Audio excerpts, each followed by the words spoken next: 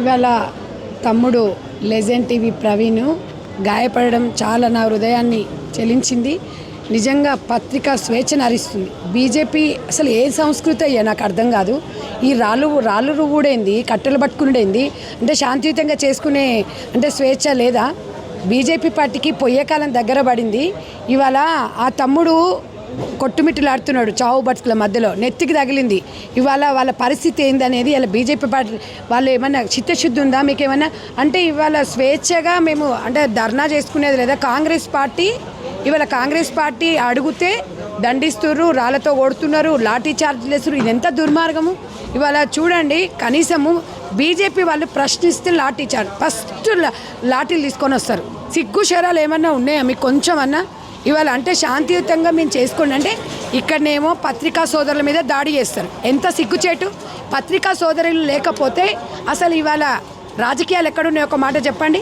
ఇవాళ మీకు దగ్గరుండి మీరు చేసే కార్యక్రమాలు, మీరు చేసిన పనులు అన్ని ప్రజలలో తీసుకుపోయి వారధిగా ఉంటే వాళ్ళ నెత్తులు పగలగొడతారా? సిగ్గుందా బీజేపీ నాయకులకు? కొంచెమన్నా సిగ్గు శరాలు అనిపిస్తున్నాయి మీకు?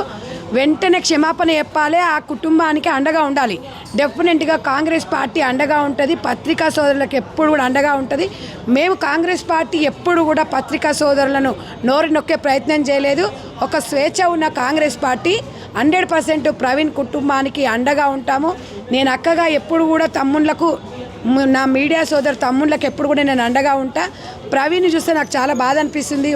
నిజంగా వాళ్ళంతా బలిసిన వాళ్ళు గారు పిల్లలు. ఇవాళ వాళ్ళు ఒక విద్యార్థి దశ నుంచి వచ్చి ఇవాళ సమాజంలో మేము సైతం అని చెప్పేసి ఇక్కడున్న యువతలు మొత్తం 26-27 ఏళ్ళ లోపు ఉన్న వాళ్ళే ఈరోజు దేశం కోసము, రాష్ట్రం కోసము, అందరి ప్రజల కోసం చేస్తున్న పిల్లల నోరు నొక్కాలని చూస్తున్నారు కదా. సిగ్గుశరం అనిపించాలి. బీజేపీ పార్టీ కిషన్ రెడ్డి గారు ఎక్కడున్నారయ్యా? మీరు ఇప్పుడు వచ్చి చూడాలి, ఇక్కడ వచ్చి మీరు అందరు పరామర్శించాలి. ఇవాళ పత్రికల మీద మీరు దాడి చేయడం అనేది ఎంత దుర్మార్గం తెలుసా? అక్కడ ఢిల్లీలోనేమో నీట్ లీకేజీల విషయంలో చెప్తేనేమో ఆడపిల్లలని దెబ్బలు కొడుతున్నారు, ఆడపిల్లల బట్టలు ఇప్పి ఉరికిచ్చి కొడుతున్నారు. ఇది ఎక్కడ అంటే అడగొద్దు, ప్రశ్నించొద్దు. ప్రశ్నిస్తే కొడతారా మీరు? ఇది ఎక్కడి సంస్కృతి, ఎక్కడి సాంప్రదాయం చెప్పండి? బీజేపీ పార్టీలకు ఏ మాత్రం చిత్తశుద్ధి ఉన్నా కూడా వెంటనే క్షమాపణ చెప్పాలి, మీడియా సోదరులకు అండగా ఉండాలి. ఇవాళ నిజంగా ఇక్కడ చూస్తే ఎవరు లేరండి, పత్రికా సోదరులే ఉన్నారు. అనాథలు అయిపోయినరు ఇవాళ వీళ్ళు.